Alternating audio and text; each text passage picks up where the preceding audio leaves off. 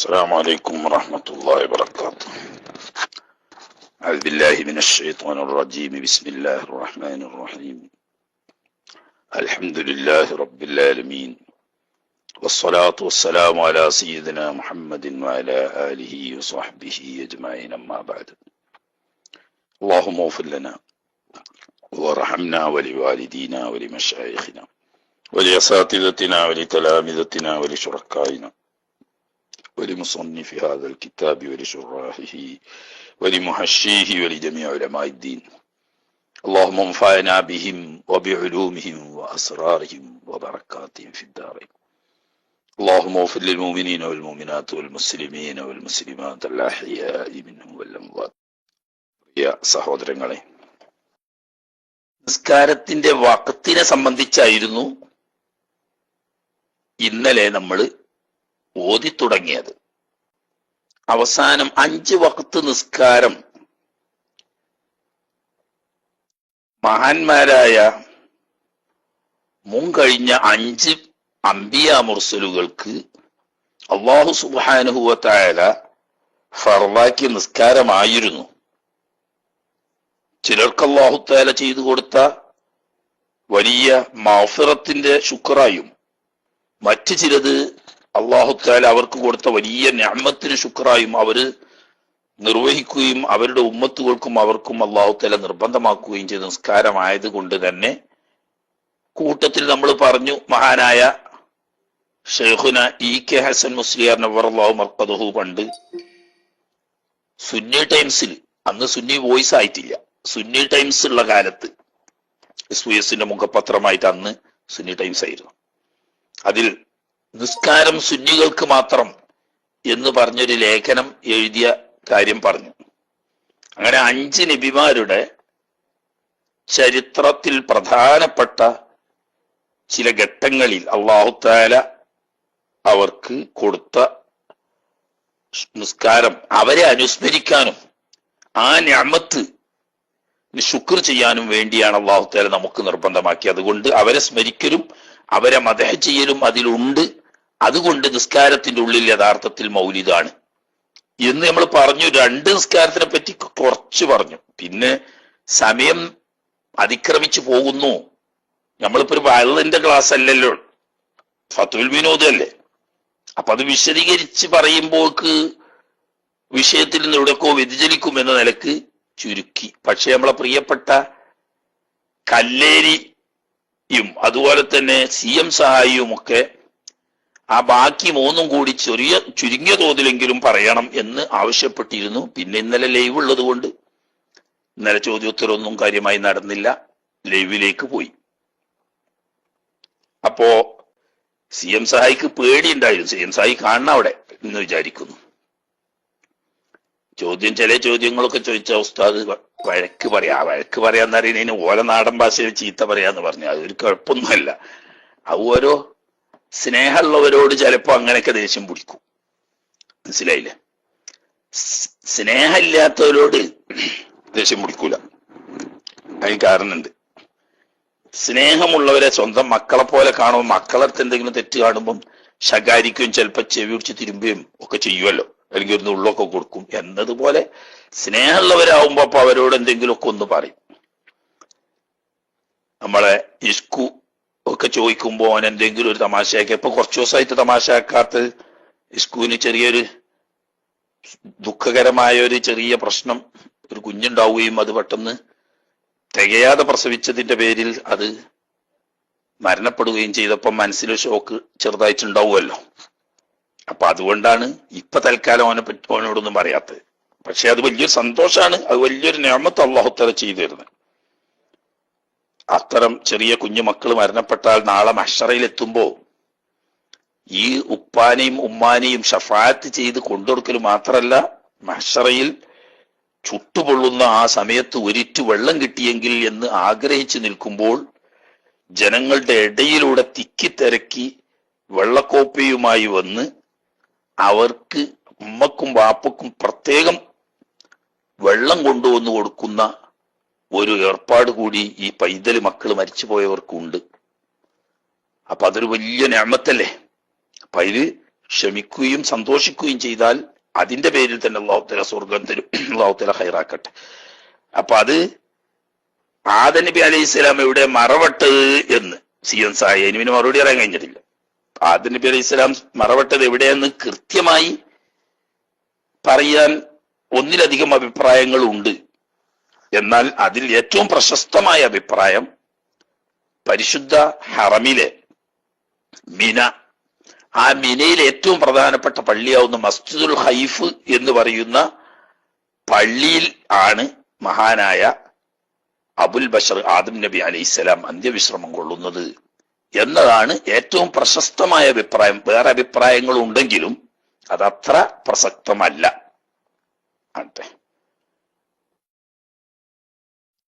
ദാവൂദ് നബി അലൈഹിസ്സലാമിന്റെ ളുഹുർ നമ്മൾ പറഞ്ഞു, പിന്നെ അസർ സുലൈമാൻ നബി അലൈഹിസ്സലാമിനാണ്. അതൊക്കെ പറഞ്ഞാൽ ഈ സമയം ഉള്ളൂ. ചുരുക്കി പറയാം, ചെറിയ തോതിൽ ആ മൂന്ന് നിസ്കാരത്തെ പറ്റി പറഞ്ഞിട്ട് ഞാൻ കിതാബിലേക്ക് വരാം. സുലൈമാൻ നബി അലൈഹി സ്വലാമിനെ പറ്റി അല്ലാഹു തആല എന്ന് പറയുന്നു, വലഖദ് ഫതന്നാ സുലൈമാന വഅൽഖൈനാ അലാ കുർസിയിഹി ജസദൻ സുമ്മ അനാബ്. സുലൈമാൻ നബി അലൈഹി സ്വലാം ദാവൂദ് നബി അലൈഹി സ്വലാമിന്റെ ശേഷം നബിയും ചക്രവർത്തിയുമായി അവരോധിക്കപ്പെട്ടു.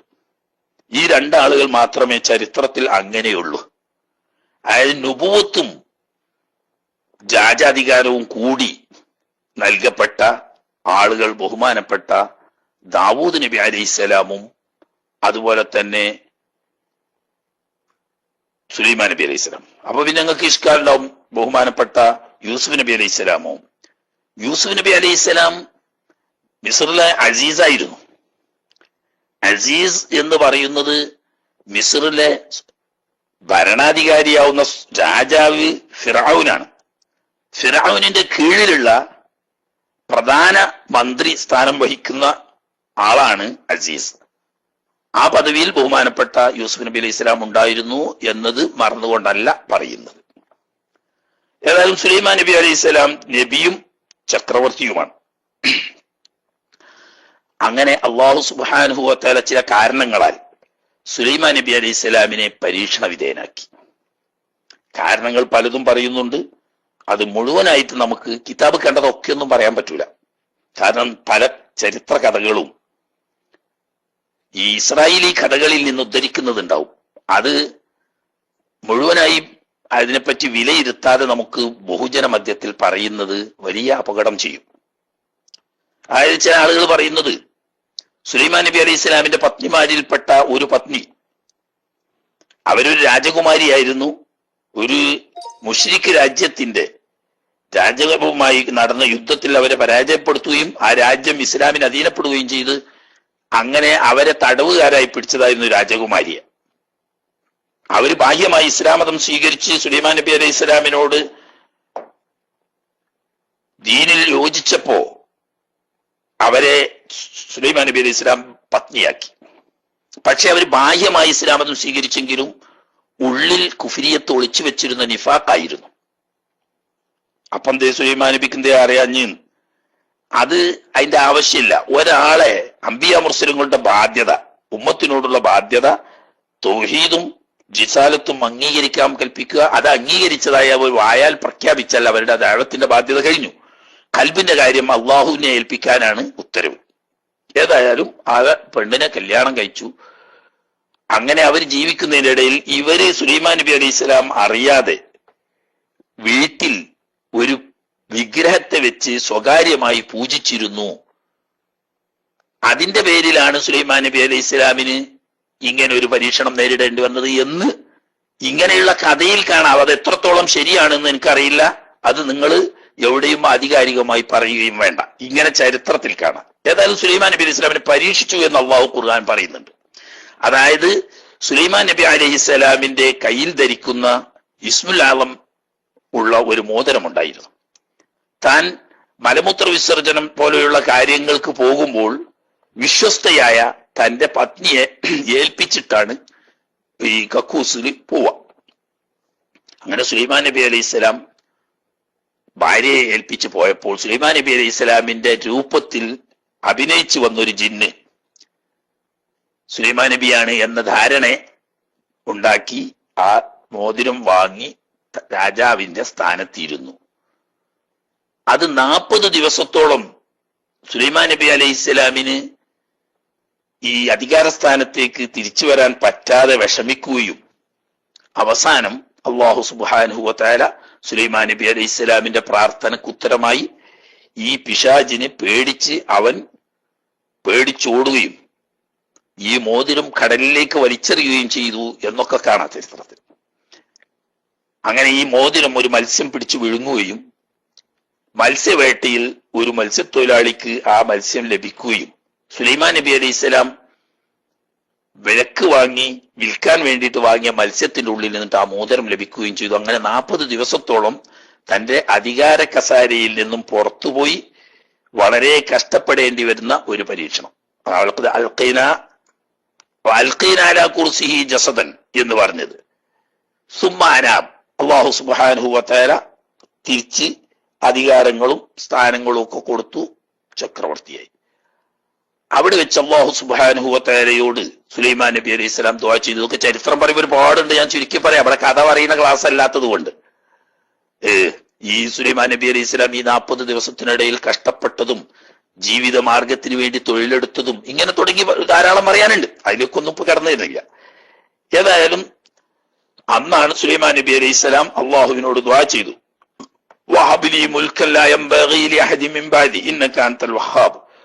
പടച്ചോനെ, എനിക്ക് ലോകത്ത് മറ്റൊരാൾക്കും സാധ്യമല്ലാത്ത തരത്തിലുള്ള ഒരു അധികാരം ദുനിയാവിൽ എനിക്ക് നീ നൽകണമെന്ന് പ്രാർത്ഥിക്കുകയും അങ്ങനെ അല്ലാഹു തആല അദ്ദേഹത്തിന് ലോക ചക്രവർത്തി സ്ഥാനം നൽകുകയും മനുഷ്യർക്ക് പുറമെ പക്ഷികളെയും മൃഗങ്ങളെയും ജിന്നുകളെയും ഒക്കെ നിയന്ത്രിക്കാനും അവയുടെ ഭാഷ മനസ്സിലാക്കാനും ഒക്കെ ഉള്ള കഴിവ് കൊടുത്ത് സുലൈമാൻ നബി അലൈഹി സ്വലാമിനെ പൂർവോപരി സ്ഥാനമാനങ്ങളോടുകൂടി അധികാരം തിരിച്ചു കൊടുത്തപ്പോൾ ഈ നിഅമത്തിന് ശുക്രായിട്ട് ഇത് ലഭിച്ച, അതായത് ഈ രണ്ടാമത് അധികാരം തിരിച്ചു ലഭിച്ച് തന്റെ ദുആക്ക് ഉത്തരമായി അല്ലാഹു തആല അധികാര സ്ഥാനം തിരിച്ചു കൊടുത്തത് അസ്ർ സമയത്തായിരുന്നു.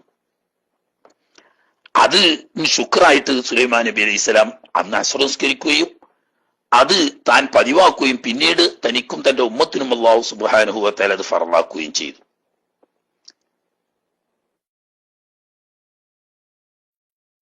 വൽ മഗ്രിബു സ്വലാത്തു യാഖൂബ്.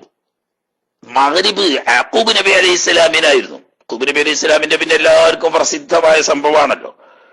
മഹാനായ യൂസുഫ് നബി അലൈഹി സ്വലാമിനെ സഹോദരങ്ങള് തട്ടിയെടുത്ത് പൊട്ടക്കിണറ്റിലെറിഞ്ഞ് അവിടെ നിന്ന് വിറ്റ് ഈജിപ്തിൽ കൊണ്ടുപോയി ഈജിപ്തിലെ അസീസ് വിലക്ക് വാങ്ങി.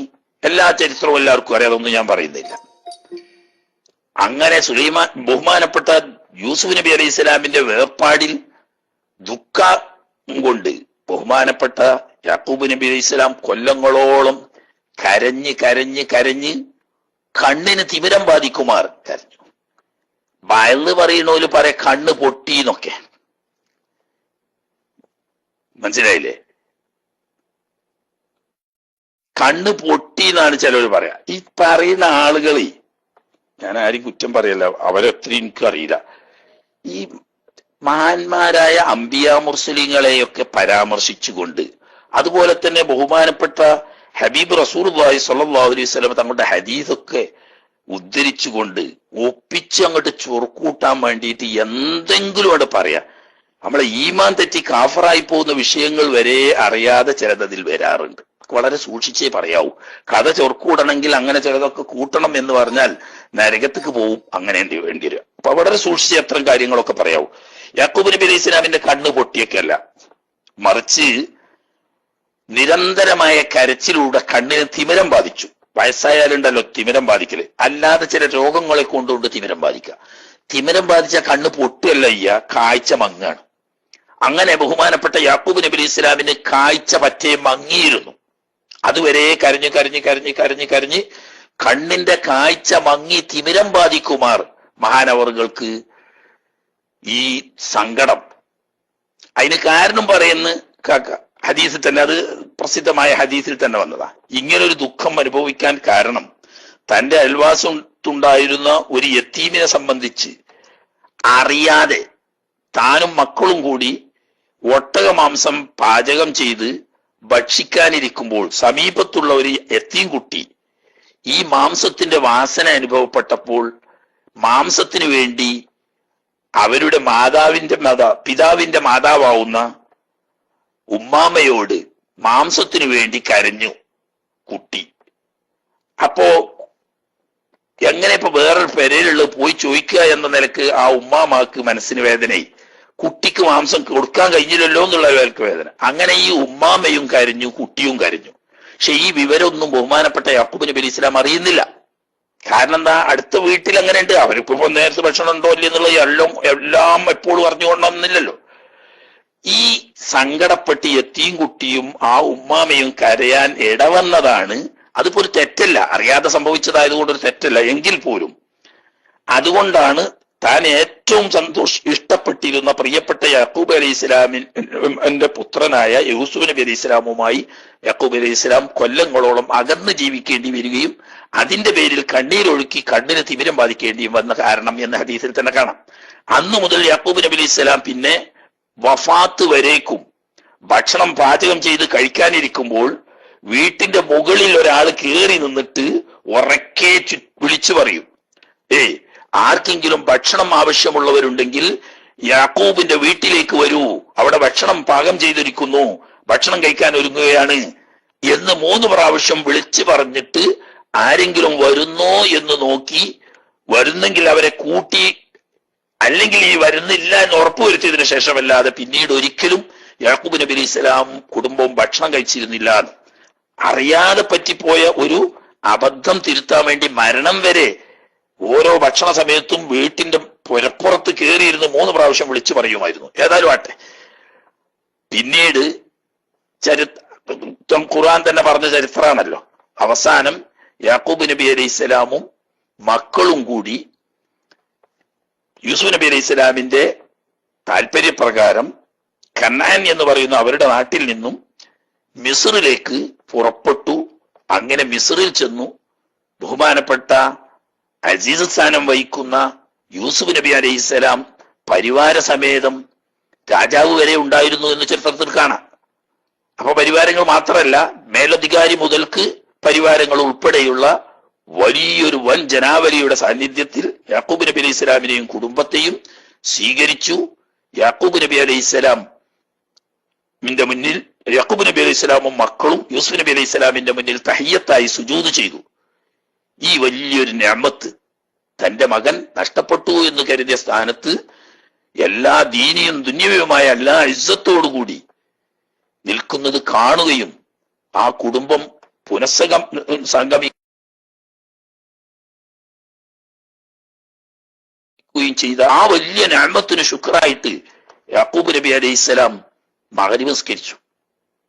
അങ്ങനെ പിന്നീട് യാക്കൂബ് നബി അലൈഹി സ്വലാമിനും അവരുടെ ഉമ്മത്തിനും അല്ലാഹു സുബ്ഹാനഹു വ തആല മഗ്‌രിബ് നിസ്കാരം ഫർളാക്കി.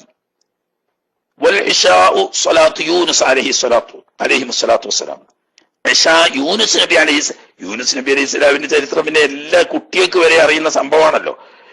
യൂനുസ് നബി അലൈഹി സ്വലാം നീനുവ പ്രദേശത്തേക്ക് റസൂലു നബിയായി അയക്കപ്പെട്ട ആളായിരുന്നു. മഹാനവർകൾ ദീനീ ദഅവത്ത് നടത്തി ആരും ഇസ്ലാം സ്വീകരിക്കുന്നില്ല. പക്ഷേ വളരെ രഹസ്യമായിട്ട് നീനുവയിലെ ചക്രവർത്തിയുടെ പ്രധാന ഉപദേഷ്ടാവാവുന്ന ഒരു മന്ത്രി, അദ്ദേഹം വളരെ സ്വകാര്യമായി ഇസ്ലാം മതം സ്വീകരിച്ചിരുന്നു. പക്ഷെ അദ്ദേഹം തന്നെ അത് പരസ്യപ്പെടുത്തിയിരുന്നില്ല. വേറെ തന്റെ കുടുംബമല്ലാതെ ആരും ഇസ്ലാം മതം സ്വീകരിച്ചില്ല. അങ്ങനെ ബഹുമാനപ്പെട്ട യൂനുസ് നബി അലൈഹി സ്വലാം താക്കീത് ചെയ്തു, നിങ്ങൾ ഇങ്ങനെ കുഫ്രിയത്തിൽ തുടർന്നു നിന്നാൽ അള്ളാഹുവിന്റെ അദാബ് വരും. അതുകൊണ്ട് അള്ളാഹുവിന്റെ അദാബ് വരുന്നതിന് മുമ്പ് അള്ളാഹുവിന്റെ ദീൻ സ്വീകരിച്ച് തൗഹീദിലേക്ക് വരണം എന്ന് ഉപദേശിച്ചിട്ട് ആ ജനങ്ങൾ അത് കൈക്കൊണ്ടില്ലെന്ന് മാത്രമല്ല, അവർ പരസ്യമായി മഹാനായ യൂനുസ് നബി അലൈഹി ഇസ്ലാമിനെ പരിഹസിക്കാൻ തുടങ്ങി. അങ്ങനെ ആ ജനതക്ക് യഥാവിധി ഇസ്ലാമിക സന്ദേശം എത്തിച്ചു കൊടുക്കുകയും പ്രബോധനം ചെയ്യുകയും ദീനിലേക്ക് ക്ഷണിക്കുകയും ചെയ്ത് അദാബ് കൊണ്ട് താക്കീത് ഒക്കെ ചെയ്തിട്ടും അവരാരും വിശ്വസിക്കുന്നില്ല. അപ്പൊ യൂനുസ് നബി അലൈഹി സ്വലാം മനസ്സിലാക്കി, എന്റെ ദൗത്യം അള്ളാഹുവിന്റെ ദീനിന്റെ ദഅവത്ത് എത്തിക്കലാണെന്ന് ഞാൻ എത്തിച്ചു കഴിഞ്ഞു. ഇനി വിശ്വസിച്ചിട്ടില്ലെങ്കിൽ അള്ളാഹുവിന്റെ അദാബ് വരുമെന്ന താക്കീതുമാണ്. ആ താക്കീതും ഞാൻ കൊടുത്തു. പക്ഷെ ഇന്ന സമയത്ത് വരും എന്ന് ഞാൻ പറഞ്ഞിട്ടില്ല, കാരണം അള്ളാഹു തആല എന്നോട് അങ്ങനെ സമയം പറഞ്ഞിട്ടില്ല. പക്ഷെ ഇവര് പിന്നെ പരിഹസിച്ചുകൊണ്ടിരിക്കാം. അതുകൊണ്ട് അള്ളാഹു അവർക്ക് എന്താണോ വേണ്ടി വെച്ചത് അത് അവരെ ഏറ്റോട്ടെ എന്ന് പറഞ്ഞ് ഈ നാട് വിടാൻ തീരുമാനിച്ചു. അപ്പൊ നാട് വിടേണ്ട എല്ലാ സംഗതിയും ഒത്തുന്നു. അതായത് ദേവത്തെത്തിയിട്ട് താക്കീത് ചെയ്തിട്ടുണ്ട്, എല്ലാം ചെയ്തിട്ടുണ്ട്. പക്ഷെ എന്നാലും മറ്റൊരു നാട്ടിലേക്ക് ഹിജറ പോകണമെങ്കിൽ അള്ളാഹുവിന്റെ അനുമതി വാങ്ങണം. സംഗതി ഷർത്തൊക്കൊത്ത് പോകാവുന്ന സാഹചര്യം ഒരുങ്ങിയപ്പോ പ്രത്യേകം സമ്മതം വാങ്ങാതെ തന്നെ യൂനുസ് നബി അലൈഹി സ്വലാം യാത്ര പുറപ്പെട്ടു. അങ്ങനെ നീരുവ പ്രദേശം തന്നെ ഏകദേശം കടപ്പുറം ഏരിയയാണ്. അങ്ങനെ കടൽവക്കത്ത് ചെന്ന് താൻ യാത്ര, അത് നീണ്ട ചരിത്രമാണ്, അതിലൊന്നും ഞാൻ പറയുന്നില്ല. പോണ വഴിയിൽ മക്കള് നഷ്ടപ്പെട്ടു, ഭാര്യ നഷ്ടപ്പെട്ടു, ഒക്കെ ചെയ്തു. അവസാനം ഒറ്റക്ക് സ്വന്തം തടിയായിട്ട് തിരിച്ചു പോകുന്ന സന്ദർഭത്തില് ബഹുമാനപ്പെട്ട യൂനുസ് നബി അലൈഹി സ്വലാം ഒരു കപ്പലിൽ കയറി. പക്ഷെ യൂനുസ് നബി അലൈഹി സ്വലാമിന്റെ പ്രത്യേക വ്യക്തിത്വവും ആകർഷകമായ മഹാനവറുകളുടെ ആ സ്വഭാവവും പെരുമാറ്റവും ഒക്കെ കണ്ടപ്പം ഏതോ നാട്ടുകാരാണെങ്കിലും അവർക്ക് യൂനുസ് നബി അലൈഹി സ്വലാമിനോട് വലിയ ബഹുമാനം തോന്നി. അദ്ദേഹത്തെ ഫീസ് പോലും വാങ്ങാതെ, അതായത് ടിക്കറ്റിന്റെ പൈസ പോലും വാങ്ങാതെ സൗജന്യമായി കപ്പലിൽ കയറ്റി. പക്ഷെ അള്ളാഹുവിന്റെ ഖളാ എന്ന് പറയാ, അള്ളാഹുവിനോട് പ്രത്യേകം സമ്മതം വാങ്ങി പോകേണ്ടതായിരുന്നു അഫ്ളലായ രീതി. അതും ഇല്ലാതെ പോയി എന്നത് തെറ്റൊന്നുമല്ല, പക്ഷെ എങ്കിൽ പോലും ഉത്തമമായ രീതിയായില്ല. അതുകൊണ്ട് അള്ളാഹു തആല അദ്ദേഹത്തെ ഒരു പരീക്ഷണത്തിന് വിധേയനാക്കി. കടലിൽ കുറെ അങ്ങോട്ട് പുറംകടലിൽ പോയ സമയത്ത് കപ്പലട് നിന്നു. എന്തായാലും മുന്നോട്ട് പോവില്ല. അതിൽ വിദഗ്ധനായ കപ്പിത്താൻ കപ്പലിലെ യാത്രക്കാരെല്ലാവരും വിളിച്ചു വരുത്തി അവരോട് പറഞ്ഞു, ഞാൻ എൻ്റെ ജീവിതത്തിൽ പല അനുഭവങ്ങളും കപ്പൽ യാത്രയിലുണ്ട്. എനിക്ക് പറയാനുള്ളത്, നമ്മുടെ ഈ കപ്പലിൽ യജമാനന്റെ അനുമതിയില്ലാതെ ഒളിച്ചോടുന്നൊരടിമയുണ്ട്. ഹുറൂബ്, ഇവര് പറയുന്ന ഹുറൂബ് ചെയ്യുന്ന ഒളിച്ചോടുന്നൊരടിമയുണ്ട്. അതാരാണ് എന്ന് നിങ്ങൾ ഏറ്റു പറയണം. അവരെ കൂട്ടി യാത്ര ചെയ്യാൻ കഴിയില്ല, കപ്പൽ മുന്നോട്ട് പോവില്ല. അതുകൊണ്ട് നിങ്ങൾ ആരായാലും തുറന്നു പറയണം. ആരും പറഞ്ഞില്ല. ഇവിടെ ഇപ്പോ സാങ്കേതിക അർത്ഥത്തിൽ യൂനുസ് നബി അലൈഹി സ്വലാം പറയേണ്ട ആവശ്യമില്ല, കാരണം അദ്ദേഹം അടിമയല്ല, സ്വതന്ത്രനാണ്. അതുകൊണ്ട് തന്നെ യജമാനന്റെ അനുമതിയില്ലാതെ ഒളിച്ചോടുക എന്ന് പറയാനും പറ്റൂല. ആരും പറഞ്ഞു. അങ്ങനെ 3 പ്രാവശ്യം ആവർത്തിച്ച് പറഞ്ഞിട്ടും ആരും സമ്മതിക്കാതെ കണ്ടപ്പോൾ കപ്പിത്താൻ പറഞ്ഞു, എങ്കിൽ നമുക്ക് നറുക്കിടാം. ഒരാൾ ഇതിൽ അങ്ങനെ ഉണ്ട് എന്നുള്ള ഉറപ്പാണ്, നറുക്കിട്ട് ഉറപ്പ് വരുത്താന്ന്. എല്ലാവരും സമ്മതിച്ചു.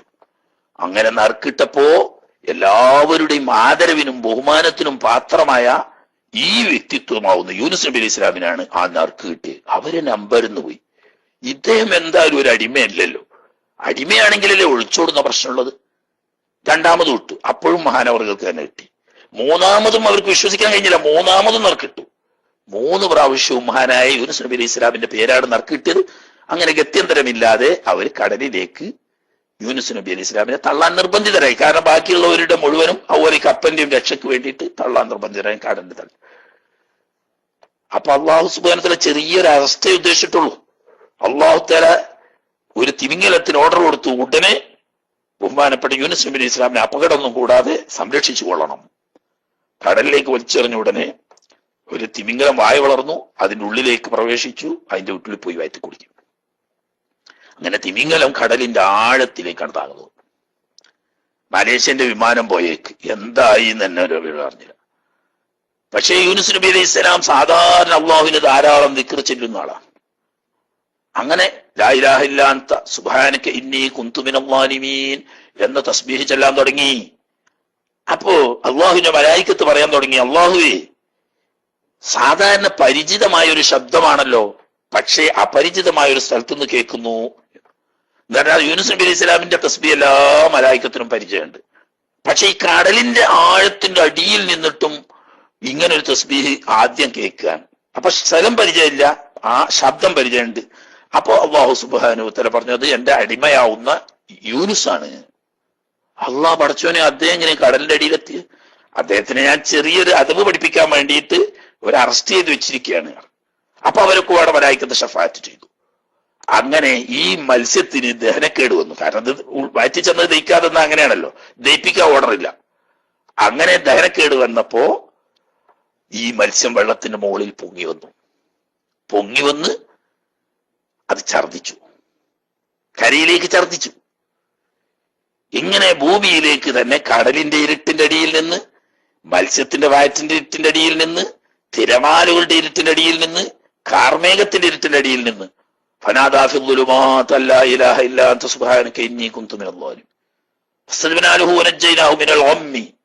ആ വലിയ ദുഃഖത്തിൽ നിന്നിട്ടും ആ മുഷിപ്പിൽ നിന്നിട്ടും നമ്മൾ രക്ഷപ്പെടുത്തി. ഇത് ഇങ്ങനെ അള്ളാഹുവിനെ അറിഞ്ഞ് തസ്ബീഹ് ചൊല്ലിയാൽ ഏത് മോമിനെയും കുടുക്കിൽ നിന്ന് ഞാൻ രക്ഷപ്പെടുത്തും. വലിയ ബർക്കത്തുള്ള തസ്ബീഹാണ് ലാ ഇലാഹ ഇല്ലാ അൻത സുബ്ഹാനക ഇന്നി കുന്തു മിനൽ അള്ളാഹു വാഗ്ദാനം ചെയ്താണ്. യൂനുസ് നബിയെ രക്ഷപ്പെടുത്തി നിർത്തല്ല. വകദാലിക നുൻജിൽ മുഅ്മിനീൻ, മോമിനീങ്ങളൊക്കെ ഇതുപോലെ ഞാൻ ഈ തസ്ബീഹിന്റെ ബർക്കത്ത് കൊണ്ട് രക്ഷപ്പെടും എന്ന്.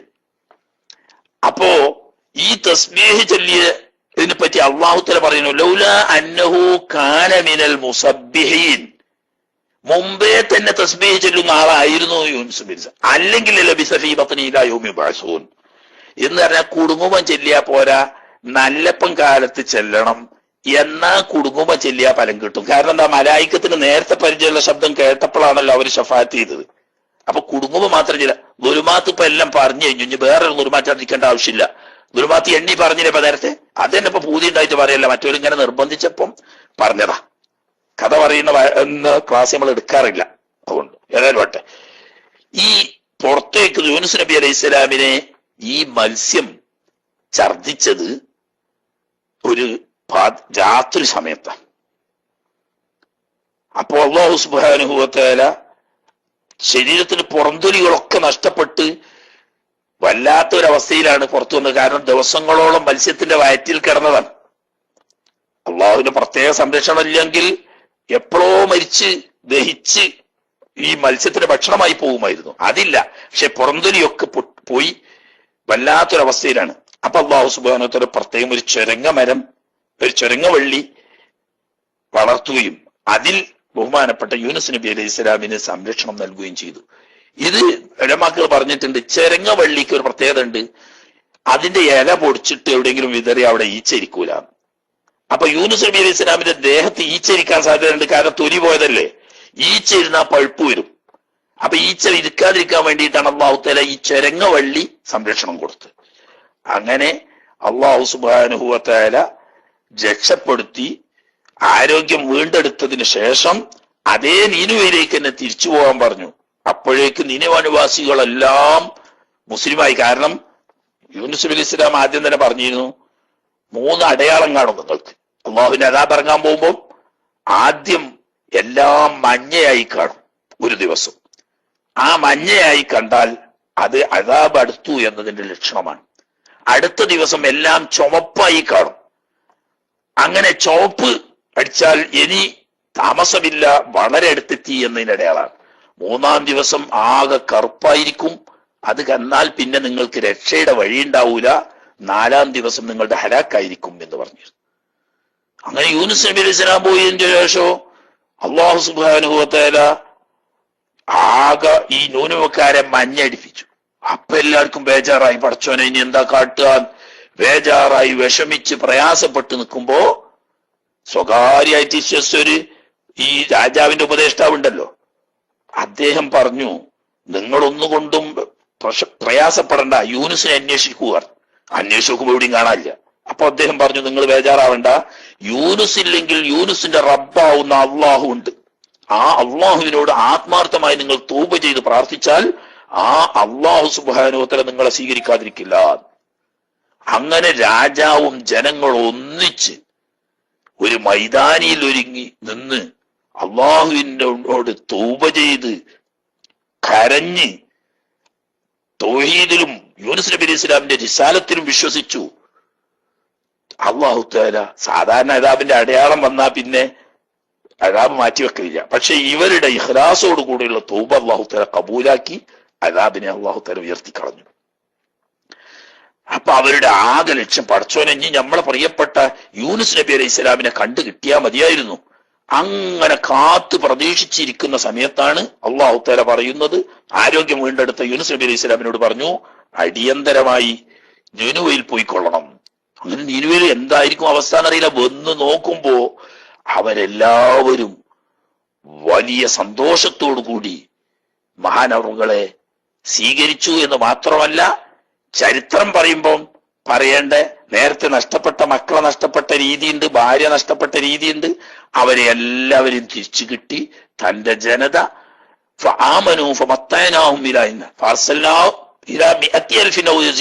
ഒരു ലക്ഷം അല്ലെങ്കിൽ അതിലും അധികം വരുന്ന ജനങ്ങളിലേക്കായിരുന്നു അയച്ചിരുന്നത്.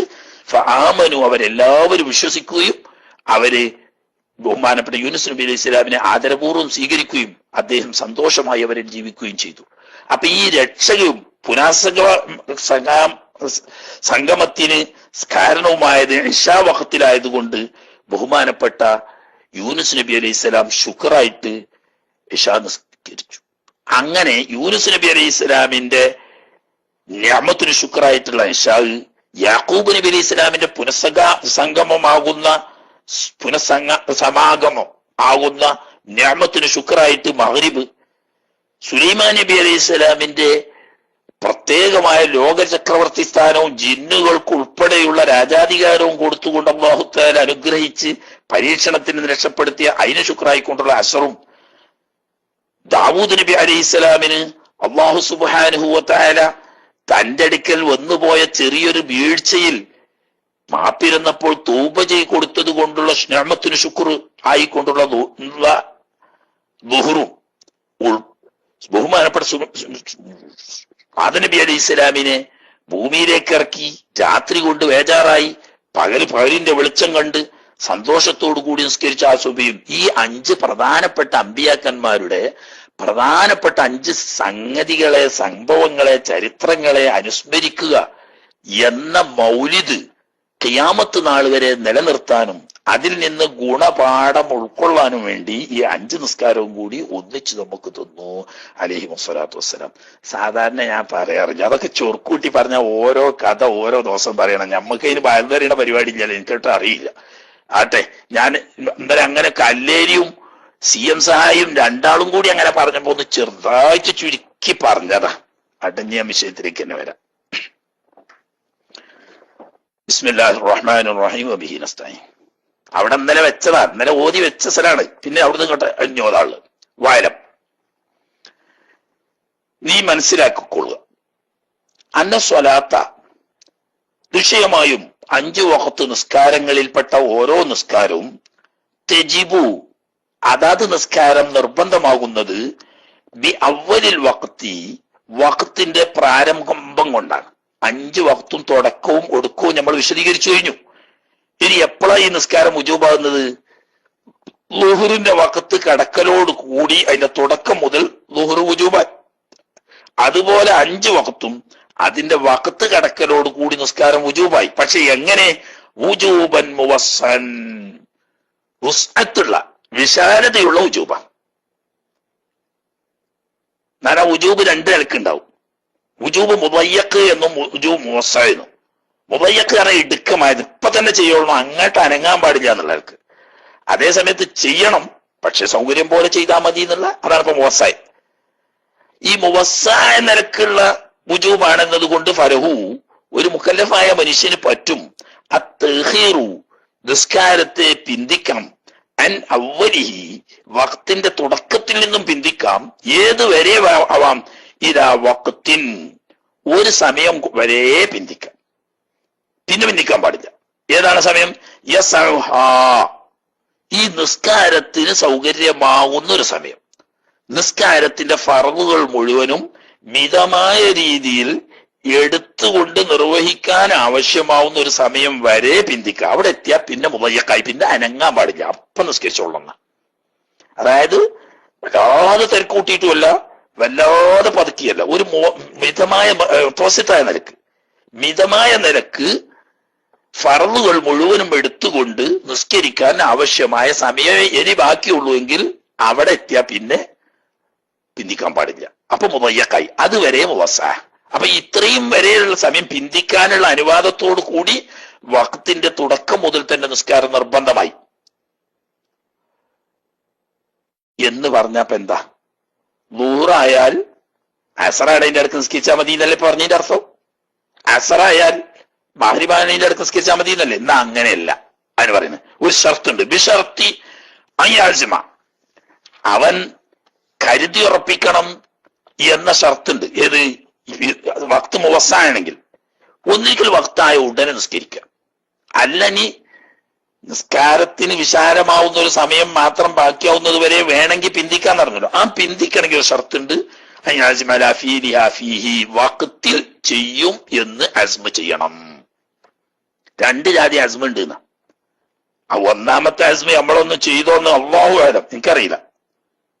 ആലുരാജിനെ പോലത്തെ ആളുകളൊക്കെ ചെയ്തിട്ടുണ്ടാവും. ഇന്നെ പോലത്തെ സാധുക്കളെ ചെയ്യാൻ പ്രയാസം. അതായത് പ്രായപൂർത്തിയുടെ എത്തുന്ന അത് തന്നെ എന്താണെന്നറിയപ്പോ നമ്മളധികം ആളുകൾക്കും പ്രായപൂർത്തി എത്തുന്ന അന്ന് ആ പ്രായപൂർത്തി എത്തിയ ഉടനെ ഒരു അസ്മ ചെയ്യാം. ഞാൻ എന്റെ ജീവിത അവസാനം വരെ ഒരു മുസ്ലിമായ മനുഷ്യൻ എന്ന നിലക്ക് അല്ലാഹു എനിക്ക് ഫർളാക്കിയ കാര്യങ്ങളെല്ലാം ഞാൻ ചെയ്യും. ഒരു മുസ്ലിമായ മനുഷ്യൻ എന്ന നിലക്ക് അല്ലാഹു എന്റെ മേൽ ഹറാമാക്കിയ കാര്യങ്ങളൊക്കെ ഞാൻ വെടിയും എന്ന് അസ്മ ചെയ്യണമെന്ന്. മനസ്സിലായില്ലേ? നല്ല കോലം. അങ്ങനെ ആരാ അസ്മ ചെയ്ത്? ഇത് നിർബന്ധാണ് അറിയുന്നത്. പ്രായപൂർത്തി എത്തിയ ഉടനെ ഒരു ആമായ അസ്മ. ആമായ അസ്മ എന്ന് പറഞ്ഞതിന്റെ അർത്ഥം തന്നെ ഇപ്പൊ ഞാൻ പറഞ്ഞത്. അതായത് മുസ്ലിമായ ഞാൻ ജീവിച്ചിരിക്കുന്ന കാലത്തോളം മുസ്ലിം എന്ന നിലയ്ക്ക് എന്റെ മേൽ ഫർളാവുന്ന കാര്യങ്ങളൊക്കെ ഞാൻ നിർവഹിക്കുമെന്നും ഹറാമായ കാര്യങ്ങളൊക്കെ ഞാൻ വെടിയും എന്നും അസ്മ ചെയ്യണം. അത് ആമായ അസ്മ എല്ലാം പെട്ട്. പിന്നെ ഓരോ വഖത്തും നിസ്കാരത്തിന്റെ വഖത്ത് പ്രവേശിച്ചാൽ രണ്ടാമത്തെ അസ്മ. ഒന്നിരിക്കൽ ഉടനെ എന്താക്കുക? നിസ്കരിക്കുക. അതല്ലെങ്കിൽ വഖത്ത് കഴിയുന്നതിന് മുമ്പ് ഈ വഖത്തിന്റെ ഉള്ളിൽ ഞാൻ നിസ്കരിക്കും എന്ന് അസ്മ ചെയ്യുക. അങ്ങനെ അസ്മ ചെയ്യാതിരുന്നാലോ വഖത്ത് കിടന്ന ഉടനെ നിസ്കരിച്ചിട്ടില്ല, അസ്മും ചെയ്തില്ല. അങ്ങനെ ദുഹ്റാൻ കൊടുത്തപ്പോ അസ്മ ചെയ്തില്ല, നിസ്കരിച്ചിട്ടുമില്ല. നിസ്കരിക്കാതെ അങ്ങനെ ഒയന്ന് നിന്നതാ. അങ്ങനെ ഒരു മണിക്കൂർ കഴിഞ്ഞ് ഇയാള് മരിച്ചു. അസറായിട്ടില്ല, അസർ കഴിഞ്ഞു 1.5 മണിക്കൂർ ബാക്കിയുണ്ട്. പക്ഷേ ദുഹ്റായിട്ട് ഒരു മണിക്കൂർ കഴിഞ്ഞതിന് ശേഷം അയാൾ മരിച്ച്. അപ്പൊ വഖത്തിന്റെ തുടക്കത്തിൽ നിസ്കരിച്ചോ? ഇല്ല. വഖത്തിന്റെ തുടക്കത്തിൽ അസറാണതിന് മുമ്പ് നിസ്കരിക്കുന്ന അസ്മ ചെയ്തോ? ഇല്ല. എന്നാ ഈ നിസ്കാരം നഷ്ടപ്പെടുത്തിയതിന്റെ പേരിൽ അള്ളാന്റെ അടുക്കലും കുറ്റക്കാരനാവും. ശരിയല്ല? മരിക്കപ്പോഴാന്ന് നമുക്ക് ആർക്കും പറയാൻ കഴിയൂലല്ലോ. നമ്മളെപ്പോഴാ മരിക്കാന്ന് പറയാൻ കഴിയില്ല. അപ്പൊ രണ്ടാലൊന്ന് ചെയ്യണം വഖത്ത് കിടന്നാൽ നടത്തും. അപ്പൊ മുവസ്സാണ് എന്ന് പറഞ്ഞാല് ആദ്യം മനസ്സിലാക്കുക, രണ്ടാലൊരു രീതിയിൽ ചെയ്തോളണം. ഒന്നിരിക്കൽ വഖത്തായി ഉടനെ നിസ്കരിച്ചോളണം. അതല്ലെങ്കിൽ മുവസ്സാണെന്ന് പറയുകയാണെങ്കിൽ അസ്മ ചെയ്തെങ്കിലേ മുവസ്സാവുള്ളൂ. അഥവാ അസ്മ ചെയ്യാതെ ഇടക്ക് നിസ്കരിച്ചാൽ കുറ്റം കിട്ടുമൊന്നുമില്ല. പക്ഷേ ഇടയ്ക്ക് എപ്പോഴാണ് മരിക്കാന്ന് നമുക്ക് പറയാൻ കഴിയോ? പറയാൻ കഴിയില്ലല്ലോ. മരിച്ചു പോയി, എന്നാൽ ആ നിസ്കാരം നഷ്ടപ്പെടുത്തിയതിന്റെ പേരിൽ കുറ്റക്കാരൻ. അപ്പൊ നിങ്ങൾ പറയും ഖളായിട്ടില്ലല്ലോ. പക്ഷെ ഖളായിട്ടില്ല അറിഞ്ഞിട്ടില്ല, വഖത്ത് പറഞ്ഞപ്പോ നിസ്കരിച്ചിട്ടില്ലല്ലോ, കയ്യണതിന് മുമ്പ് നിസ്കരിക്കുന്ന അസ്മ ചെയ്തിട്ടില്ലല്ലോ, അതുകൊണ്ട് കുറ്റക്കാരനാവും. ആണ്. ഇനി വലവു അതറക്ക ഒരാളെത്തിച്ചു ഫിൽ വഖ്തി, വഖത്തിൽ നിന്നെത്തിച്ചു. രണ്ട് തലയും പറഞ്ഞല്ലോ, അങ്ങേ തലയും ഇങ്ങേ തലയും. അപ്പൊ ദുഹ്ർ അസർ ബാങ്ക് കൊടുക്കാനുള്ള വഖത്ത് ആകുന്നതിന്റെ മുമ്പ് ദുഹ്റിൽ നിന്നിട്ട് കിട്ടി, അല്ലെങ്കിൽ മഗ്രിബ് ബാങ്ക് കൊടുക്കുന്നതിന്റെ മുമ്പ് അസർ നിസ്കാരത്തിൽ നിന്നിട്ട് കിട്ടി. ഇങ്ങനെ ഓരോ വഖത്തും ആ നിസ്കാരത്തിൽ നിന്ന് ഈ വഖത്തിൽ കിട്ടി. എത്ര കിട്ടി? റക്കാത്തൻ. ഒരു റക്കാത്ത് പൂർണ്ണ. അതായത് രണ്ടാമത്തെ സുജൂദിൽ നിന്നിട്ട് തല ഉയർത്തി. അപ്പോഴേ ഒരു റക്കാത്ത് പൂർത്തിയായി പറയാൻ പറ്റുള്ളൂ. റുക്കുന്ന് ഉയർന്നാ പോരാ. അത് ജമാഅത്ത് കിട്ടാൻ വേണ്ടിയിട്ട് ഒരു റക്കാത്ത് കിട്ടണമെങ്കിൽ റുക്കു കിട്ടണം എന്ന് പറയുന്നത് അതെല്ലാം മനസ്സിലായി. ഒരു റക്കാത്ത് പൂർത്തിയാകുക എന്ന് പറഞ്ഞാൽ രണ്ടാമത്തെ സുജൂദിൽ നിന്നിട്ട് തല ഉയർത്തി. അപ്പോഴേ ഒരു റക്കാത്ത് പൂർത്തിയാവുള്ളൂ. അങ്ങനെ വഖത്ത് ഖളാകുന്നതിന് മുമ്പ് ഒരു റക്കാത്ത് പൂർത്തിയാക്കിയാൽ ലാദൂനഹ, ഒരു റക്കാത്ത് താഴെ കിട്ടിയാ പോരാ. താഴെ എന്ന് പറഞ്ഞാൽ ഒന്നാമത്തെ സുജൂദ് കഴിഞ്ഞ് ഇടയിലിരുത്തും കഴിഞ്ഞ് രണ്ടാമത്തെ സുജൂദക്ക് പോയിണ്. അപ്പൊക്കാണ് അസർ ബാങ്ക് കൊടുത്ത്. എന്നാ അതായി കിട്ടിയത് പറയാൻ പറ്റൂല, കാരണം ഒരു റക്കാത്ത് പൂർത്തിയായിട്ടില്ല. അതേസമയത്ത് രണ്ടാമത്തെ റക്കാത്ത് നിന്ന് രണ്ടാമത്തെ സുജൂദിൽ നിന്നിട്ട് തല ഉയർത്തിയാണ്, എന്നാ റക്കാത്ത് പൂർത്തിയായി. എന്നാൽ ഫൽക്കുല്ലു അതാവും, എല്ലാത്തിന്റെയും പേര് അതാകുന്ന. അങ്ങനെ വെക്കണം, എല്ലാത്തിന്റെയും പേര് അതാകും. അതായത് ഒരു റക്കാത്ത് പൂർണ്ണമായി വഖത്തിൽ കിട്ടിയാൽ അതാ ആയ നിസ്കാരം എന്നതിന് പേര് പറയും. പേര് പറഞ്ഞിട്ടോ ബാക്കി പുറത്തു പോയതിന് അള്ളാന്റെ അടുക്കൽ കുറ്റുണ്ടാവും, വേറെ വിഷയം പറയുന്നുണ്ട്.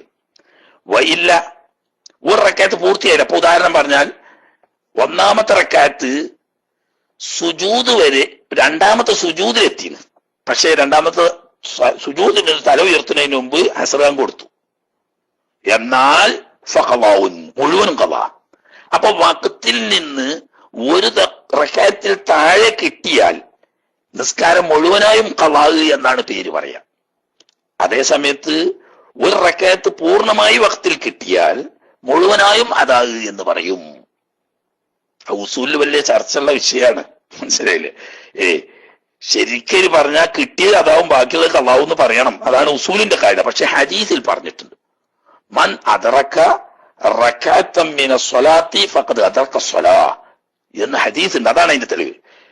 ഒരു മനുഷ്യന് നിസ്കാരത്തിലെ ഒരു റക്കാത്ത് വഖത്തിൽ കിട്ടിയാൽ അവൻ ആ നിസ്കാരം വഖത്തിൽ കിട്ടിയവനായി എന്ന് പറഞ്ഞു. അതായത് അതാവും എന്നർത്ഥം. അപ്പൊ അതിന്റെ മഫ്ഹൂമിൽ നിന്നിട്ട് എന്ത് കിട്ടും? ഒരു റക്കാത്ത് കിട്ടിയിട്ടില്ലെങ്കിൽ നിസ്കാരം വഖത്തിൽ കിട്ടിയിട്ടില്ല. അതുകൊണ്ടാണ് പൂർണ്ണമായി ഒരു റക്കാത്ത് കിട്ടിയാൽ മുഴുവൻ അതാക് എന്ന് പറയും, പൂർണ്ണമായ റക്കാത്ത് കിട്ടിയിട്ടില്ലെങ്കിൽ മുഴുവൻ ഖളാ എന്ന് പറയും. എന്നാ പിന്നെ ഒരു റക്കാത്ത് വഖത്ത് കിട്ടിയ അതാക് എന്ന് പറഞ്ഞാൽ രക്ഷപ്പെട്ടല്ലോ എന്ന് വിചാരിക്കണ്ട. അവൻ കുറ്റക്കാരനാവും. ബിഇഖ്റാജി ബാദിഹ, നിസ്കാരത്തിൽ നിന്നിട്ട് അല്പത്തെ പുറപ്പെടുവിച്ചത് കൊണ്ട്, അനിൽ വഖ്തി, വഖത്തിൽ നിന്നും പുറപ്പെടുവിച്ചു. സംഗതി ഇന്നതറക്കറക്കാത്തൻ, ഒരു റക്കാത്ത് കിട്ടിയിട്ടുണ്ടെങ്കിലും എന്ന് പറഞ്ഞാൽ ഒരു റക്കാത്ത് കിട്ടിയ അതായല്ലോ. ഒരു റക്കാത്ത് കിട്ടിയ അതാല്ലേ? അതെ. പിന്നെ അതായ നിസ്കരിച്ചതിന് ബാക്കി അത് പേരെന്ന്, അതായെന്ന് പേരുള്ളൂ. ബാക്കി 3 റക്കാത്ത് വഖത്തിന്റെ പുറത്തു പോയതിന് അള്ളാന്റെ അടുക്കൽ കാരണം ബോധിപ്പിക്കണം, അല്ലെങ്കിൽ അറാമിന്റെ കുറ്റം കിട്ടൂ. ശറാനുവദിക്കുന്ന വല്ല എഴുതുറുണ്ടെങ്കിൽ തർക്കടില്ല, ഇല്ലെങ്കിൽ ബാക്കി പുറത്തു പോയതിന് കുറ്റം ഉണ്ടാവും. എന്നാലും പേരും തന്നെ അതാകുന്നതിന്.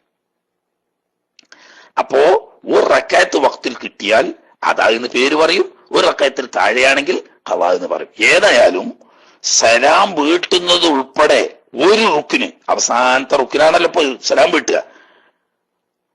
ഇവൻ അത്തഹിയ്യാത്ത് ഓതിക്കഴിഞ്ഞ് മസീഹുദ് ദജ്ജാൽ പറഞ്ഞു, അപ്പോക്ക് കാണാം അസ്ർ ബാങ്ക് കൊടുക്കുന്നു. അപ്പൊ അസ്സലാമു അലൈക്കും എന്ന് പറഞ്ഞ ഫർദ് അസ്ർ വക്തിലാ കൊടുക്കാൻ കഴിഞ്ഞു. അതിന്റെ ഹറാമാ, അത് കുറ്റുണ്ടാവും. അതാ നിസ്കാരം പൂർണ്ണമായി വക്ത് കിട്ടണോ? അതിൽ ഒരു സലാം ഉൾപ്പെടെ അവസാനത്തെ ഫർദെങ്കിലും പുറത്തു പോയാൽ അവൻ കുറ്റക്കാരൻ തന്നെയാണ്. പേര് പറയുന്നതാണ് ഒരു റക്കാത്ത് കിട്ടിയാൽ അതാക്, ഒരു റക്കാത്ത് താഴെയാണെങ്കിൽ ഖളാ എന്നത്. എന്നാൽ അപ്പൊ എപ്പം റക്കാത്തിൽ നിസ്കാരത്തിൽ നിന്നിട്ട് കുറച്ച് പുറത്തു പോയാലും കുറ്റം കിട്ടുമോ? കിട്ടാത്ത ചില കോലങ്ങളുണ്ട്, അതാ പറയുന്നത്. അവിടെ ഇസ്തിദ്റാക്ക്. പക്ഷേ ഒരാൾ പ്രവേശിച്ചു തുടങ്ങി ഫീ ഗൈരി ജുമാറ്റി, ജുമാ അല്ലാത്ത മറ്റു നിസ്കാരം, ജുമാന്റെ നിയമം വേറെയാണ്. ജുമാ അല്ലാത്ത മറ്റൊരു നിസ്കാരത്തിൽ പ്രവേശിച്ചു. എപ്പോഴാ പ്രവേശിച്ചത്? വഖദ് ബഖിയ, ഈ പ്രവേശിക്കുന്ന സമയത്ത് ബാക്കി എടുക്കുന്നുണ്ട്, മായ സമൂഹ, ആ നിസ്കാരത്തിന് വിശാലമാവുന്ന സമയമുണ്ട് എന്ന് പറഞ്ഞാൽ മുഅ്തദിൽ അവിടെയൊക്കെ കണക്കൂട്ടം മിതമായ രീതിയിലാണ്. മിതമായ രീതിയിൽ നിസ്കരിക്കുകയാണെങ്കിൽ നിസ്കാരം മുഴുവനായി വഖത്തിൽ കിട്ടാൻ സമയമുണ്ട്. അങ്ങനെയുള്ള ഒരു സമയത്ത് നിസ്കരിക്കാൻ തുടങ്ങി. എന്നാൽ ജാസലഹു, ആ തുടങ്ങിയ ആൾക്ക് ജായിസാവും, ജുമാ അല്ലാത്തതിൽ ജായിസാവും, ബിലാ കറാഹത്തിൻ, കറാഹത്ത് പോലുമില്ല, ജായിസാവും. എന്ത് ജായിസാണ്? അയ്യുത്തവ്വിലഹ, ആ നിസ്കാരത്തെ നീട്ടല്, ബിൽ ഖിറാഅത്തി, ഖുർആൻ ഓത്തുകൊണ്ട് നീട്ടല്, അവിദ്ദിക്രി, അല്ലെങ്കിൽ ദിക്ർ കൊണ്ട് നീട്ടല്. ഏതുവരെ നീട്ടല്? ഹത്താ യഖ്റുജൽ വഖ്തു, വഖത്ത് പുറത്തു പോകുന്നത് വരെ നീട്ടാം, കുഴപ്പമില്ല. അവിടെ കറാഹത്ത് പോലും ഇല്ല. കാരണം എന്താ? നിസ്കാരം മിതമായ രീതിയിൽ നിസ്കരിക്കുകയാണെങ്കിൽ മുഴുവനായും വഖത്തിൽ കിട്ടാൻ ആവശ്യമായ സമയത്ത് നിസ്കരിക്കാൻ തുടങ്ങിയല്ലോ. ഓക്കെ. പിന്നെ നീട്ടി നിസ്കാരത്തെ നീട്ടിയല്ലേ, അതുകൊണ്ട് കുഴപ്പമില്ല. ഉദാഹരണം പറഞ്ഞാല് ഒരാൾ മഗ്രിബ് നിസ്കരിക്കാൻ നിന്നു, വഖത്തായ ഉടനെ ഓതു കൊടുത്ത് വന്ന് വേഗം നിസ്കരിക്കാൻ തുടങ്ങി. 1-ാം റക്അത്തിൽ ഫാത്തിഹ ഓതി കഴിഞ്ഞതിന് ശേഷം സൂറത്ത് യൂസുഫാണ് തുടങ്ങി. സൂറത്ത് യൂസുഫ് അങ്ങനെ നല്ല ചൊറുക്കിന് ഓതി വന്ന് ഒരു റക്അത്ത് കഴിഞ്ഞ് റുക്കൂഉം സുജൂദും ഒക്കെ കഴിഞ്ഞ് 2-ാമത്തെ റക്അത്തിലേക്ക് വന്ന് ഇങ്ങനെ ഫാത്തിഹ തുടങ്ങുമ്പോക്ക് കാക്ക മൊല്ലാക്ക ബാങ്ക് കൊടുക്കുന്നത് അസ്ർ ബാങ്ക്. ഒരു കുഴപ്പമില്ല. ഒരു റക്അത്ത് കിട്ടിയാലും കുഴപ്പമില്ല. ഇനി ഒരു റക്അത്ത് കിട്ടില്ല, ഇയാൾ നല്ലൊരു ഹാഫിള് ഔട്ടിക്കൊളി. മഗ്രിബ് നിസ്കാരത്തിന് തക്ബീറും കെട്ടി ഇമാമിന് പറ്റൂല കേട്ടോ, വേറെ വിഷയം. മഗ്രിബ് നിസ്കാരത്തിന് തക്ബീർ കെട്ടിയിട്ട് ഇയാൾ അൽ ബഖറയാണ് തുടങ്ങി. ആ നല്ല തെർത്തിയിലായ നമ്മളെ ഹാഫിസ് ഉസ്താദൊക്കെ ഓതും പോലുള്ള നല്ല തജ്വീദ് അനുസരിച്ച് ആ തെർത്തിയിലായ ഓത്തങ്ങനെ ഓതി അങ്ങനെ വന്ന് രണ്ടാമത്തെ ജ്യൂസ് ഇങ്ങനെ കഴിഞ്ഞ് മൂന്നാമത്തെ ജ്യൂസൊക്കെയാണ് കിടക്കണ്. അപ്പൊ കാണാം മൊല്ലാക്ക പള്ളിക്കന്ന് ബാങ്ക് അങ്ങനെ കൊടുക്കണ്. ഇപ്പൊ ഒരു റക്കായത്ത് പോയിട്ട് ഒരു റക്കായത്തിലെ ഖിയാമ് തന്നെ കഴിഞ്ഞിട്ടില്ല. ഒരു കുഴപ്പമില്ലാന്നേ. കാരണം നിങ്ങള് വക്തിന്റെ തുടക്കത്തിൽ തന്നെ നിസ്കരിക്കാൻ തുടങ്ങിയില്ലേ? ഓ പിന്നെ നീട്ടിയല്ലേ? അതെ, കുഴപ്പമില്ല. അങ്ങനെ വൈലം യൂഖിമിൻഹ, ഈ നിസ്കാരത്തിൽ നിന്നിട്ടും അവൻ ചെയ്തിട്ടില്ലെങ്കിൽ ശരി, റക്കായത്തിന് ഒരു റക്കായത്തിനെ പോലും ഫീഹി വഖത്തില് പറഞ്ഞേക്ക് തന്നെ. മഗ്രിബിന്റെ ഒന്നാം റക്കായത്തിൽ അല്ലെങ്കിൽ സുബൈന്റെ ഒന്നാം റക്കായത്തിൽ അൽബഖറ തുടങ്ങി. അൽബഖറ തൃഷ്കാണ്ട് ഓതിയാല് സുബൈ ഖളായാലും അൽബഖറ കഴിയൂലല്ലോ. ശരിക്കും ഓതിയാല് ഈ കടിപിടിയോത്തല്ല. എന്നേക്ക് മഗ്രിബിന് അൽഷാബാങ്ക് കൊടുത്താലും അൽബഖറ കഴിഞ്ഞിട്ടുണ്ടാവില്ല. എന്നാലും കുഴപ്പമില്ല. അപ്പൊ എന്തേ പറഞ്ഞ് പിന്തിക്കാൻ പാടില്ല എന്നാണ്? ഏതർത്ഥത്തിനാണ്? മിതമായ നിലക്കു നിസ്കരിക്കുകയാണെങ്കിൽ മുഴുവനായിട്ട് വഖത്തിൽ കിട്ടാവുന്ന സമയത്തിൽ നിന്ന് പിന്തിക്കാൻ പാടില്ല എന്നാ പറഞ്ഞതിനർത്ഥം. അപ്പൊ നോക്ക ഫൈലം മിനൽ വഖതി, ഇവൻ നിസ്കരിക്കാൻ തുടങ്ങുമ്പം സമയത്തിൽ നിന്നിട്ട് ശേഷിച്ചിട്ടില്ലെങ്കിൽ മായസഹ, ആ നിസ്കാരത്തിന് മിതമായ നിലക്ക് വിശാലമാവുന്ന സമയം ഒക്കെ മുഅത്തദില കൊണ്ട് കണക്കാക്കണം. മിതമായ നിലക്ക് ഈ നിസ്കാരത്തിന് വിശാലമാവുന്ന സമയം ഇല്ല തുടങ്ങുമ്പോൾ എങ്കിൽ, തുടങ്ങുമ്പം തന്നെ വേഗം ഫർള് മാത്രം എടുത്ത് നിസ്കരിച്ചെങ്കിലേ ഉറക്കത്ത് കിട്ടൂ എന്ന് കണ്ട്, ഔക്കാനത്ത് ജുമാഅത്തൻ, അല്ലെങ്കിൽ ഈ നീട്ടുന്ന നിസ്കാരം ജുമാഅാണ്, എന്നാൽ ലം യജുസിൽ മദ്ദു, വഖത്തിൽ നിന്ന് അല്പമെങ്കിലും പുറത്തു പോകുന്ന നിലക്ക് നീട്ടൽ ജായിസാവൂല. കാരണം എന്താ? ജുമാ ഖളാ വീട്ടാൻ പറ്റൂല. ജുമാക്ക് ളറൂറത്തിന്റെ വഖത്തില്ല. അത് വഖത്ത് ളുഹർ വഖത്തിൽ തന്നെ ആയിരിക്കണം. ഖുതുബ മുതൽക്ക് സലാം വീട്ടുന്നത് വരെ വഖത്തിലായിരിക്കണം. അപ്പൊ അവിടെ നീട്ടിയിട്ട് വഖത്തുനിന്ന് പുറത്തു പോകുന്നവർക്ക് നീട്ടിയാൽ ജുമാ തന്നെ ബാത്തിലായി പോകും. അതുകൊണ്ട് അവിടെ നീട്ടാൻ പാടില്ല.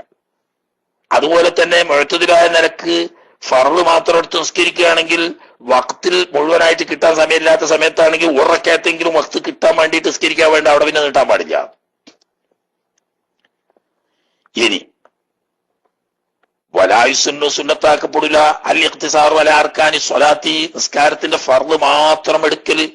എന്തിനു വേണ്ടി? ലീദറാക്കി കുല്ലിഹാ ഫിൽ വഖ്തി എന്ന് പറഞ്ഞാൽ നിസ്കരിക്കാൻ തുടങ്ങുന്ന സമയത്ത് ഒരു മുഅത്തദിലായ മിതമായ നിലക്ക് നിസ്കരിക്കുകയാണെങ്കിൽ, ഫർള് മാത്രം എടുത്ത് മിതമായ നിലക്ക് നിസ്കരിക്കുകയാണെങ്കിൽ മുഴുവനായും വഖത്തിൽ കിട്ടും.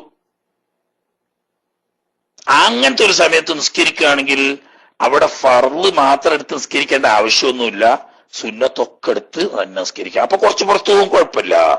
തുടങ്ങുമ്പോൾ മിതമായ നിലക്ക് ഫർളുകളെല്ലാം പാലിച്ചുകൊണ്ട് ഫർള് മാത്രം എടുത്ത് നിസ്കരിക്കുകയാണെങ്കിൽ മുഴുവനായും വഖത്തിൽ നിസ്കരിക്കാൻ കഴിയുന്ന ഒരു സമയത്ത് നിസ്കാരം തുടങ്ങിയാൽ അവിടെ ഫർള് മാത്രം എടുത്ത് നിസ്കരിച്ചു കൊള്ളണമെന്നില്ല, സുന്നത്ത് കൂടി എടുക്കാം. അപ്പൊ സുന്നത്ത് എടുത്താൽ കുറച്ച് ഫർള് വഖത്തിന് പുറത്തു പോലോ, അതുകൊണ്ട് കുഴപ്പമില്ല.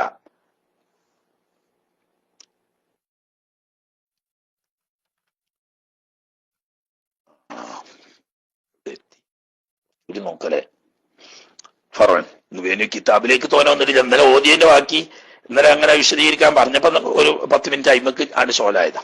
ആട്ടെ. ഫറോൻ യുന്തബു തഅജീലു സ്വലാത്തിൻ, ഏത് നിസ്കാരത്തെയും വേഗത്തിൽ നിർവഹിക്കൽ സുന്നത്താക്കപ്പെടും. വേഗത്തിൽ നിർവഹിക്കാൻ പറഞ്ഞാല് ഇങ്ങനെ 120 സ്പീഡിൽ നിസ്കരിക്കാന്നല്ല, വഖത്തായ ഉടനെ നിസ്കരിക്കാൻ. ആ അർത്ഥത്തിന് തഅജീൽ മനസ്സിലായി? തഅജീൽ എന്ന് പറഞ്ഞാൽ ഇപ്പോ തക്ബീറാണ് കെട്ടി അല്ലാഹു അക്ബർ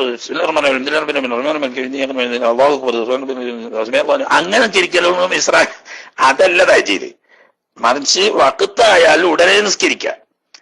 വലോ ഇശാൻ, അത് ഇശാ ആണെങ്കിൽ പോലും വഖത്തായ ഉടനെ നിസ്കരിക്കൽ തന്നെയാണ് സുന്നത്താക്കപ്പെടുന്നത്. എവിടെ തഅജീല്? നമ്മളെ നാട്ടിൽ മാരിവിക്കരിച്ച പോലെ എന്നല്ല. ലി അവ്വലി വഖ്തിഹാ, അവ്വലി വഖ്തിൽ എന്ന് പറഞ്ഞാൽ വഖത്ത് കടന്ന ഉടനെ വുളു ചെയ്ത് ഔറത്ത് മറച്ച് പള്ളിയിൽ വന്ന് മുൻപുള്ള സുന്നത്തുസ്കാരം നിർവഹിച്ച് എന്നിട്ട് ഫർള് നിസ്കരിച്ച് അതിനു വേണ്ടി മാത്രം സമയം വിനിയോഗിക്കുക. മറ്റ് കാര്യങ്ങളിലേക്ക് ഷോലാകാതിരിക്കുക. ഇതാണ് തഅജീൽ കൊണ്ട് ഉദ്ദേശിക്കുന്നത്. അല്ലാതെ ഒരാൾ പള്ളിയിൽ വന്ന് ഒതുവൊക്കെ എടുത്ത് തലയെക്കെട്ടൊക്കെ കെട്ടി ഖിബിലക്ക് മുന്നിട്ട് സൊഫിലിങ് ഇങ്ങനെ നിൽക്കുകയാണ്. വല്ലാക്ക അള്ളാഹു അക്ബർ എന്ന് തക്ബീർ കേട്ട് ചെല്ലാൻ തുടങ്ങിയപ്പോ തന്നെ ഇയാൾ അള്ളാഹു അക്ബർ അതിനല്ല തഹജ്ജുദ് എന്ന് പറയുന്നത്. അതിനെ അലച്ചാന്നാ പറയാ. അങ്ങനെ വേണ്ട. മറിച്ച് വഖത്ത് കടന്ന ഉടനെ നിസ്കാരത്തിന്റെ ഷോലായിട്ട് ബന്ധപ്പെടുക. അപ്പൊ അതിന് മൂത്രമൊഴിക്കാൻ അത്യാവശ്യമുള്ള ആളാണെങ്കിൽ മൂത്രമൊഴിച്ചു, ഒതു ഇല്ലാത്ത ആളാണെങ്കിൽ ഒതു എടുത്ത് ഔറത്ത് വരച്ച് പള്ളിയിൽ കയറി മുമ്പുള്ള സുന്നത്ത് സ്കരിച്ചു, എന്നിട്ട് നിസ്കാരത്തിലേക്ക് പ്രവേശിക്കുക. മറ്റാവശ്യങ്ങൾക്ക് സമയം വിനിയോഗിക്കാതിരിക്കുക. അതാ. അപ്പൊ സമീപത്തൊക്കെ ഉള്ള ആളുകൾ എത്തുന്നത് വരെ നേരത്തെ എത്തിയ ഒരു ഖുർആൻ ഓതിയെങ്കിലൊക്കെ ഈ തഹജ്ജുദിൽ പെട്ടു. എന്താ ഇങ്ങനെ വഖത്തായ ഉടനെ നിസ്കരിക്കൽ സുന്നത്താണെന്ന് പറയാൻ കാരണം ലി ഖബരി അഫ്ളലുൽ അഅമാലി അസ്സലാത്തു ലി അവ്വലി വഖ്തിഹാ എന്ന ഹദീസ്. അഫ്ളലുൽ അഅമാലി, അമലുകളിൽ വെച്ചിട്ട് ഏറ്റവും ശ്രേഷ്ഠമായത് അസ്സലാത്തു ലി അവ്വലി വഖ്തിഹാ, നിസ്കാരം അതിന്റെ അവ്വൽ വഖ്തിൽ നിർവഹിക്കലാവുന്നു എന്ന് അല്ലാഹു സുബ്ഹാനഹു വ തആല പറഞ്ഞു. അല്ല, നബി സല്ലല്ലാഹു അലൈഹി വസല്ലം ഇനി ഖുർആനിലുണ്ട് ഫസ്തബിഖുൽ ഖൈറാത്ത് എന്ന് അല്ലാഹു തആല പറഞ്ഞിട്ടുണ്ട്.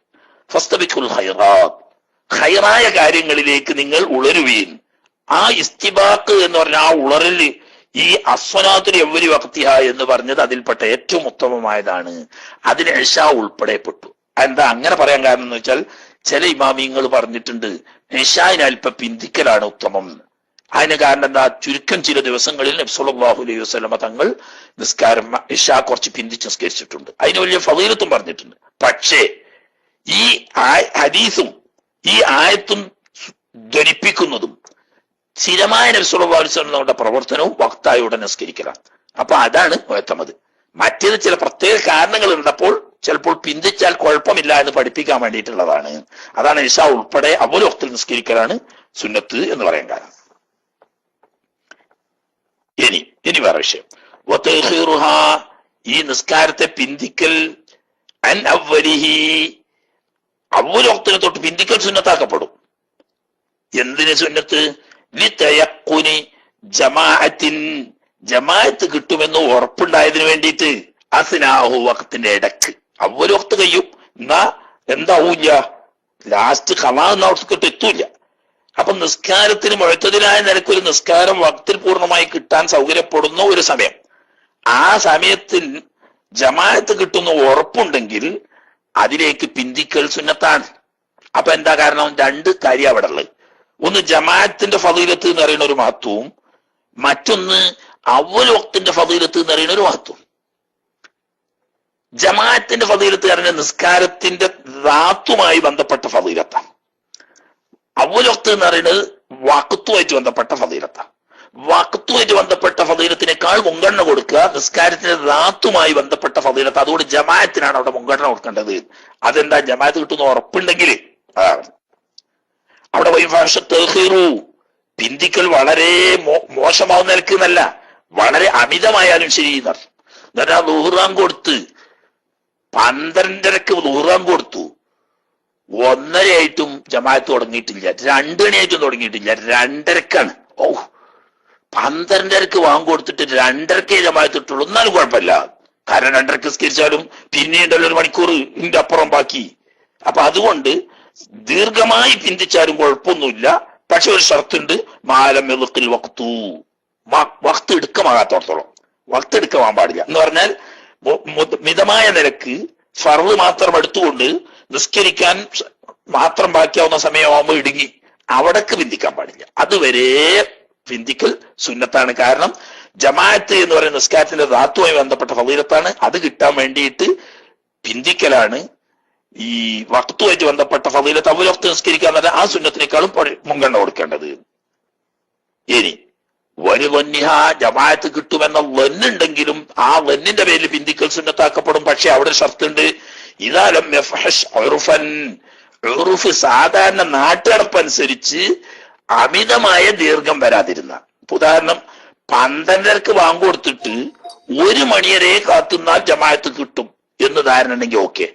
അല്ല, ഒരു 2:30 വരെ കാത്തുക്കേണ്ടിയിരുന്ന കുറച്ച് കടുപ്പ. കാരണം ചിലപ്പോ 2:30 വരെ കാത്തൊന്നും ചെയ്തിട്ട് ജമാഅത്തും കിട്ടിയില്ലെങ്കിലോ? കാരണം ഇവിടെ യക്കീനില്ലല്ലോ.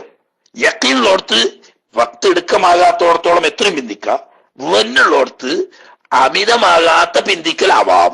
അപ്പൊ ഒരു അരമണിക്കൂർ 3/4 മണിക്കൂർ വരെയൊക്കെ ളുഹറിനെ പിന്തിക്കാം, അസറിനെ പിന്തിക്കാം. ഓക്കെ. എന്നാൽ ലാലിശക്കും ഫീഹ, ജമാഅത്ത് കിട്ടുമെന്ന ഷെക്കിന് വേണ്ടി പിന്തിക്കൽ സുന്നത്തില്ല.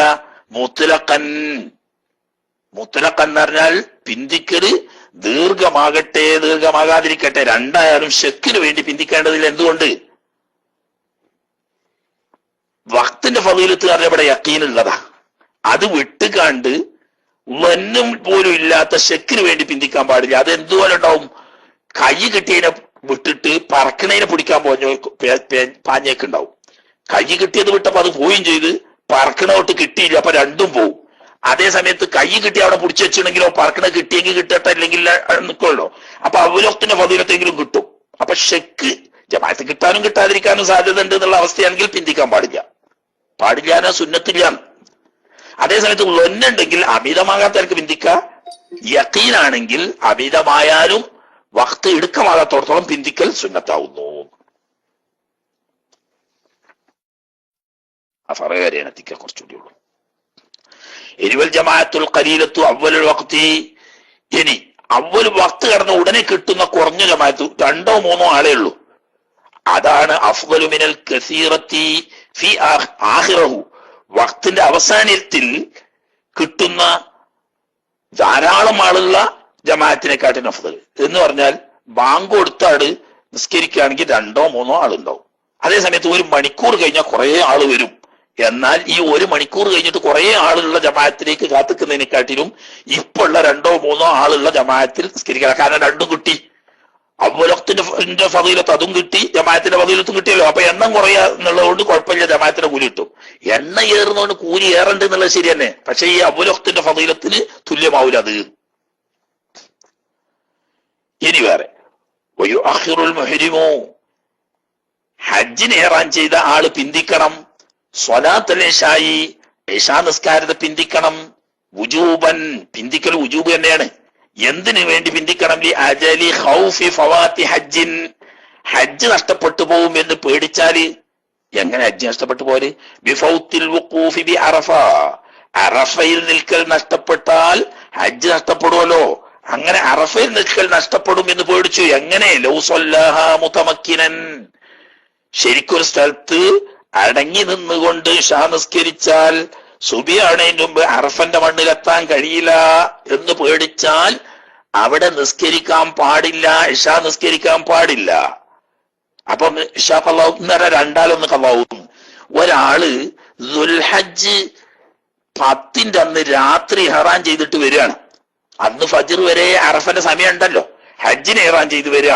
അങ്ങനെ ഇയാള് എത്തിപ്പെടുമ്പോ രാത്രി വളരെ താമസിച്ചിട്ടുണ്ട്. സുബീന്റെ മുമ്പ് 1 മിനിറ്റ് സമയം വേണ്ട, 1 സെക്കൻഡ് എങ്കിലും അറഫന്റെ മണ്ണിൽ എത്തിക്കിട്ടണം ഇഹ്റാമുള്ള ആള്, എന്നാലല്ലേ ഹജ്ജ് കിട്ടുള്ളൂ. അപ്പൊ ഇപ്പം നോക്കുമ്പോ അന്ന് ഇശാവ് നിസ്കരിച്ചിട്ടില്ല. പഠിച്ചോൻ ഇനി എന്താ വേണ്ടത്?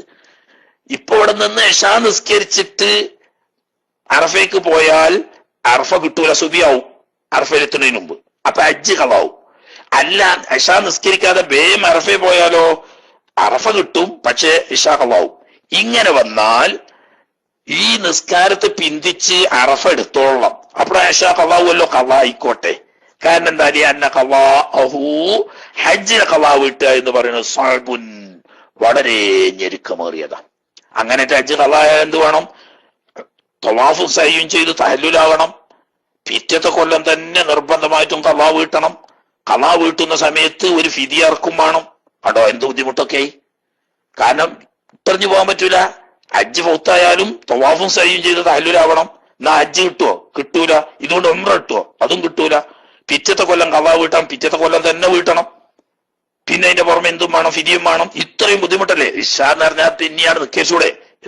വസ്സലാത്തു തുഅഖറു, നിസ്കാരത്തെ പിന്തിക്കപ്പെടണം. കാരണം അന്നഹു അസ്സലു മിൻ മശഖത്തി, ഹജ്ജിന്റെ മശഖത്തിന് അത്ര ബുദ്ധിമുട്ടില്ലല്ലോ, എളുപ്പല്ലേ. അത് കളാ വിട്ടിക്കോട്ടെ. അതായത് വലാ യുസല്ലിഹാ സ്വലാത്ത ശിദ്ദത്തുൽ ഖൗഫ്. അപ്പോൾ അവിടെ 3-ാം കൗലാരുണ്ട്. ഒരു കൂട്ടർ പറഞ്ഞു നിസ്കാരവും ഹജ്ജും കൊള്ള നോക്കുമ്പോൾ നിസ്കാരത്തിനാണല്ലോ കൂടുതൽ ശ്രേഷ്ഠത. പടി കൊണ്ട് ചെയ്യുന്ന ഇബാദത്തുകളിൽ ഏറ്റവും ശ്രേഷ്ഠമായ നിസ്കാരല്ലേ. അപ്പൊ നിസ്കാരത്തിനാ മുൻഗണന കൊടുക്കേണ്ടത് എന്നൊരു കൂട്ടർ പറഞ്ഞു.